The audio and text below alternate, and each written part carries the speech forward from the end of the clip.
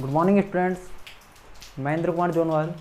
आज हम कक्षा 8 का जो पार्ट नंबर 3 है ना बेटा, पार्ट नंबर 3 का नाम क्या है? पार्ट नंबर 3 का नाम है संश्लेषित रेशे एवं प्लास्टिक। उसका बेटा चौथा वीडियो देखेंगे आज। कौन सा वीडियो देखेंगे बेटा? चौथा वीडियो देखेंगे, ठीक है। तो पिछले वीडियो तक हमने सारे के सारे रेशे पढ़ लिए थे, रेयन, नाइलॉन, एक्रेलिक, पॉलिएस्टर वगैरह वगैरह वगैरह सब पढ़ लिए थे अपन ने। उनके उपयोग पढ़ लिए थे, वो क्यों हमारे पास में अच्छे हैं, उनके क्या क्या गुण हैं, वो हमने सब पढ़ लिए थे बेटा। अब हम आप लोगों को बताएंगे कि प्लास्टिक के बारे में। किसके बारे में? प्लास्टिक के बारे में, क्योंकि हमारा पार्ट है संश्लेषित रेशे एवं प्लास्टिक। मतलब रेशे पढ़ लिया, बाकी क्या है बेटा? प्लास्टिक बाकी है। तो देखो प्लास्टिक क्या है वो देखो। प्लास्टिक हमारे पास में एक तरह का बहुलक है। क्या है? बहुलक, संश्लेषित बहुलक है। मतलब इसको विज्ञान ने नई नई टेक्निक्स के द्वारा क्या है, तैयार किया है। तो प्लास्टिक एक प्रकार का संश्लेषित बहुलक है, ठीक है।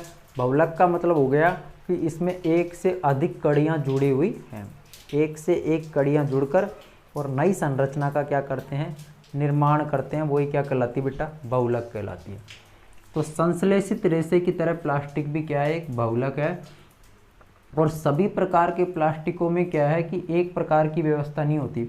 जैसे हमारे पास में कड़ी हैं, इकाइयां हैं, ऐसे जुड़ रही हैं, ऐसे। मैंने कहा ना कि ये अनेकों प्रकार की इकाइयां आपस में जुड़कर और बहुलक का निर्माण करती है। बहु मानी बहुत सारी, लक मानी कड़ियाँ, पॉलीमर बहुत सारी कड़ियाँ मिलकर आपस में क्या करती हैं, बहुलक का निर्माण करती हैं। तो प्लास्टिक भी क्या है, एक तरह का बहुलक है। लेकिन इसमें क्या है कि ऐसा नहीं है कि कड़ियाँ एक ही तरह से जुड़ी होती हैं, नहीं। इसमें कड़ियाँ क्या है, विभिन्न प्रकार से जुड़ी होती हैं। इसमें रेखीय मतलब एक रेखा के रूप में भी होती हैं, और इसके अंदर तिर्यक भी होती हैं। तिर्यक का मतलब ऐसे, ऐसे भी होती हैं, ऐसे ऐसे मतलब ऐसे, ऐसे भी हो सकती हैं। तो इसमें संश्लेषित बहुलक अर्थात प्लास्टिक में भी क्या होता है, हमारे पास में जो कड़ियों की व्यवस्था होती है, अर्थात इनमें जो इकाइयाँ होती हैं सीधी भी हो सकती हैं, कुछ इस टाइप से एक लाइन के रूप में, और इसके अंदर तिर्यक भी हो सकती हैं, इस टाइप से भी हो सकती हैं, ठीक है। तो आप लोग सोचो कि प्लास्टिक के अंदर एक तरह की इकाइयाँ फिट होती है, पॉसिबल नहीं है बेटा। अलग अलग तरह की फिटिंग होती है इनके अंदर, ठीक है। ये आप लोगों को बता दिया कि कुछ प्लास्टिक में इकाइयाँ तिर्यक होती हैं तो कुछ में रेखीय होती हैं।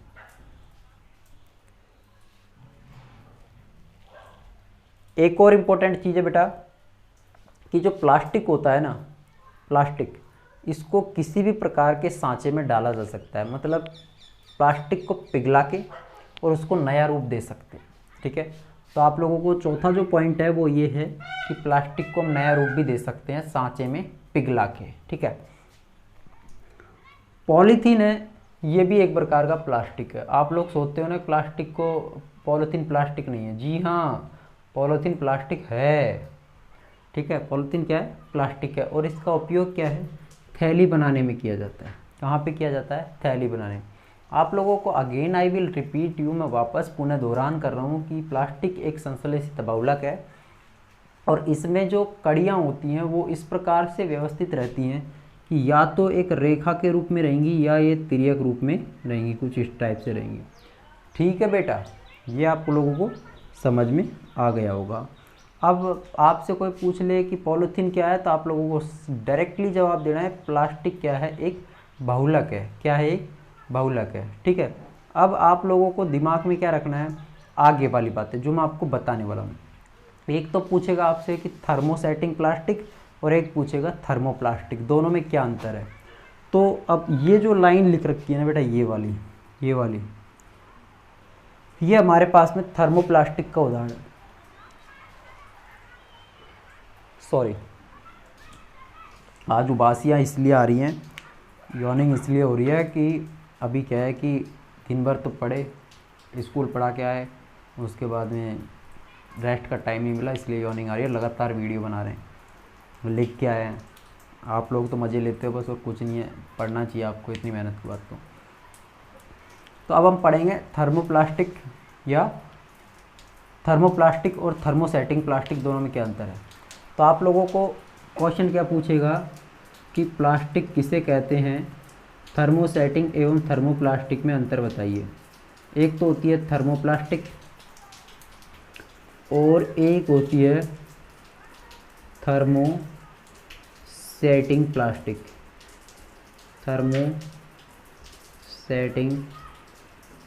प्लास्टिक, इन दोनों में आपसे अंतर पूछ सकता है। पहली बात पूछे प्लास्टिक क्या है, तो आप लोगों को बोल देना प्लास्टिक एक संश्लेषित बहुलक है, ठीक है। दूसरा आपको थर्मोप्लास्टिक पूछे, थर्मोसेटिंग प्लास्टिक पूछे, तो क्या याद रखना है वो देखो, ये वाली प्लास्टिक है ना थर्मोप्लास्टिक, इसको एक रूप से दूसरे रूप में बदला जा सकता है। मतलब जैसे बोतल है, बोतल को पिघला के और दूसरा पात्र बनाया जा सकता है, ठीक है। जैसे कंघियाँ हैं, कंघियों को पिघला के और दूसरी चीज़ बना सकते हैं। तो थर्मोप्लास्टिक के द्वारा क्या है कि नया रूप दिया जा सकता है, इस प्लास्टिक के द्वारा क्या है नया रूप दिया जा सकता है। लेकिन सेटिंग का मतलब हो गया जमना, सेटिंग का मतलब क्या हो गया जमना। मतलब ये प्लास्टिक ऐसी प्लास्टिक है कि एक बार इसका कोई पात्र बना दिया या इसका कोई सामान बना दिया तो इसका कोई और सामान या पात्र या कुछ और भी चीज़ें नहीं बना सकते। मतलब एक बार जम गई तो इसको पिघलाएंगे तो ये केवल और केवल डायरेक्ट टूटेगी, ठीक है, इससे कोई नया रूप नहीं दे सकते। तो थर्मोसेटिंग और थर्मोप्लास्टिक का उदाहरण समझ में आया बेटा कि थर्मोसेटिंग प्लास्टिक तो वो प्लास्टिक होती है जो एक बार उसका उपयोग करने के बाद यदि हम पिघलाते हैं तो वो क्या है टूट जाती है, उससे नया रूप नहीं दिया जा सकता, अर्थात वो जम जाती है। और थर्मोप्लास्टिक क्या है कि इससे हम पिघलाकर नया रूप दे सकते हैं। तो ऐसा प्लास्टिक जो गर्म करने पर आसानी से विकृत हो जाता है, विकृत मतलब नया रूप दिया जा सकता है, तोड़ सकते हैं उसको, ऐसा प्लास्टिक जो गर्म करने पर आसानी से विकृत हो जाता है थर्मोप्लास्टिक कहलाता है। और थर्मोप्लास्टिक के कोई आपसे उदाहरण पूछ ले तो बोलना है पॉलीथीन और पीवीसी। पॉलीथीन की जो थैलियाँ होती हैं इनको भी हम पिघला के और नया रूप दे सकते हैं। और एक पीवीसी, पीवीसी का पूरा नाम होता है बेटा पॉली वी से vinyl, poly vinyl chloride, polyvinyl chloride, ठीक है बेटा। ये पीवीसी का पूरा नाम होता है। जो आपके घरों में रेन वाटर पाइप आता है ना, जो आपके घरों में रेन वाटर पाइप, बरसात का पानी उतरने का जो पाइप आता है वो पीवीसी का होता है। किसका होता है? पीवीसी का, अर्थात वो थर्मोप्लास्टिक होता है। अब देखो जो हमारे पास में थर्मोप्लास्टिक है इसके उपयोग कहाँ कहाँ करते हैं? खिलौने बनाने में करते हैं, कंघियाँ बनाने में करते हैं और बहुत सारे बर्तन बनाने में करते हैं प्लास्टिक के, ठीक है। तो आप लोगों को दिमाग में क्या रखना है कि प्लास्टिक एक संश्लेषित बहुलक है। यह एक ही प्रकार से इसकी इकाइयाँ व्यवस्थित नहीं होती, इसमें रेखीय इकाइयाँ भी होती हैं। तो कौन सी इकाइयाँ होती हैं? तिर्यक भी होती हैं। फिर इसके बाद में चलना है कि थर्मोप्लास्टिक किसे कहते हैं? थर्मोप्लास्टिक वह प्लास्टिक जिससे हम नया आकार दे सकते हैं, इस प्लास्टिक को पिघला के और नया आकार दे सकते हैं। इसके कोई उदाहरण बताइए। तो आप लोगों को पॉलीथीन और पीवीसी याद रख लेना है। पीवीसी का पूरा नाम पॉलीविनाइल क्लोराइड होता है।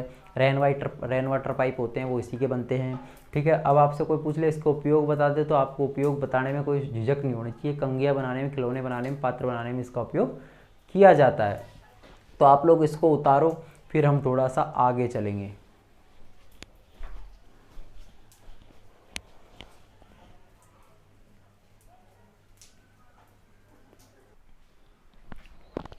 हाँ तो भाई आप लोगों ने थर्मोप्लास्टिक के बारे में और थर्मोसेटिंग प्लास्टिक के बारे में कुछ हल्का हल्का देख लिया था कि थर्मोप्लास्टिक वह प्लास्टिक होती है जिसे हम क्या करते हैं कि एक बार गर्म करके और दूसरा रूप भी दे सकते हैं, उसको तोड़ ताड़ के नरम करके पिघला के और नया रूप दे सकते हैं। उसके उदाहरण बताए थे पीवीसी और पॉलीथीन। अब यहाँ पे चलते हैं थर्मोसेटिंग प्लास्टिक की ओर। तो सेटिंग का मतलब बताया जमना। मतलब ये प्लास्टिक ऐसी प्लास्टिक होती है कि जो एक बार हमने इसका कोई सामान बना लिया और हम सोचे कि इसको दोबारा तोड़ ताड़ के नरम करके दूसरा सामान बना लें, दूसरे सांचे में डाल लें, तो ऐसा नहीं है भाई। ये ऊष्मा पाकर नरम नहीं होती। तो कुछ ऐसे प्लास्टिक जिन्हें एक बार सांचे में डाल लिया जाता है तो ऊष्मा देकर उन्हें नरम नहीं किया जाता का मतलब ये जमी जमाई है। एक बार इसको हमने बना दिया सामान तो ये दोबारा गर्म करके पिघलाएंगे, तोड़ेंगे, दूसरा सामान बनाने की कोशिश करेंगे तो पहली बात तो ये ऊष्मा पाकर गर्म नहीं होगी, और हो भी गई गर्म तो ये टूट जाएगी, दूसरा सामान नहीं बनेगा इसका, तो उसे कहते हैं थर्मोसेटिंग प्लास्टिक। ये वाला क्वेश्चन पूछते रहते हैं। थर्मोसेटिंग प्लास्टिक के दो उदाहरण, बेकेलाइट और मेलेमाइन। हमने थर्मोप्लास्टिक के उदाहरण पढ़े थे पीवीसी और पॉलीथीन, पीवीसी और पॉलीथीन पढ़े थे। और थर्मोसेटिंग के हैं बेकेलाइट और मेलेमाइन। कौन कौन से? बेकेलाइट और मेलेमाइन। बेकेलाइट और मेलेमाइन दोनों के दोनों क्या है बेटा? प्लास्टिक है। दोनों के दोनों क्या है? प्लास्टिक है। वो कौन से प्लास्टिक हैं? Thermosetting plastic. तो बेकेलाइट और मेलेमाइन दोनों के दोनों प्लास्टिक हैं, थर्मोसेटिंग। बेकेलाइट ऊष्मा और विद्युत का कुचालक होता है। दिमाग में रख लेना है कि न तो इसमें ऊष्मा जा सकती है और ना ही ये क्या है, करंट जा सकता है। तो बेकेलाइट विद्युत और ऊष्मा का क्या होता है? कुचालक होता है, अर्थात इसमें विद्युत धारा प्रवाहित नहीं हो सकती और इसमें ऊष्मा भी नहीं जा सकती। बेटा ये विद्युत और ऊष्मा का कुचालक होता है, अर्थात गर्म होके ज़्यादा गर्म नहीं होता। तो इसके अंदर ये कहाँ पे उपयोग होगा? तो ये बर्तनों के जो हत्ते बनते हैं ना, कुकर वगैरह हो गया, तवे वगैरह हो गए, इनके हत्ते बनाने के लिए काम आता है रसोई। और बिजली के जो स्विच होते हैं, बिजली के स्विच, वो भी बेकेलाइट से बनते हैं, क्योंकि करंट आती रहती है, करंट आती है तो भाई वो गर्म हो जाते हैं, लेकिन वो गर्म नहीं होते, क्योंकि बेकेलाइट ऊष्मा और विद्युत का क्या है? कुचालक है। तो बेकेलाइट ऊष्मा और विद्युत का क्या है? कुचालक है। और इससे हम बिजली के स्विच बना सकते हैं और बर्तन के क्या बना सकते हैं? हत्ते। मेलेमाइन क्या है? मेलेमाइन हमारे पास में बहुउपयोगी पदार्थ है, अर्थात इसके बहुत सारे उपयोग हैं। ये क्या है कि आग का प्रतिरोधक है, अर्थात आग का प्रतिरोधक का मतलब ये आग नहीं पकड़ता है, आग नहीं पकड़ता है। और दूसरे प्लास्टिक हैं उनकी अपेक्षा ये प्लास्टिक ज़्यादा से ज़्यादा ऊष्मा सहन कर सकता है, मतलब ज़्यादा से ज़्यादा गर्मी सहन कर सकता है। ठीक है। आग का प्रतिरोधक है, मतलब आग को क्या है, ये अपने आसपास टच नहीं होने देता, आग से क्या ख़राब नहीं होता। और ऊष्मा का क्या है, ये हमारे पास में ज़्यादा से ज़्यादा सहन करने की क्षमता रखता है, ज़्यादा से ज़्यादा ऊष्मा को सहन करने की क्षमता रखता है। इससे क्या है, हमारे पास में फर्श की जो टाइल्स होती है ना, वो बनती हैं, रसोई के बर्तन बनते हैं, इन सब में इनका क्या है, हम उपयोग करते हैं। बेटा ये था हमारे पास में कुछ प्लास्टिक्स के उदाहरण, जिसमें हमने दोनों के दोनों को अच्छे से पढ़ा। आप लोग इसको एक बार ढंग से पढ़ना, जैसे ही आप लोग पढ़ोगे अच्छे से इस वीडियो को रोक के, तो आपको और भी ढंग से समझ में आएगा ये। ठीक है। तो आप लोग जो भी है अच्छे से अच्छे पढ़ने की कोशिश किया करो। तो आप लोगों से मैं एक क्वेश्चन पूछ के जाता हूँ कि पीवीसी किसका उदाहरण है? पीवीसी कौन सी प्लास्टिक का उदाहरण है? पीवीसी कौन सी प्लास्टिक का उदाहरण है? इस क्वेश्चन का जो आंसर है आप लोग मेरे को कमेंट सेक्शन में फटाफट फटाफट फटाफट फटाफट देना है।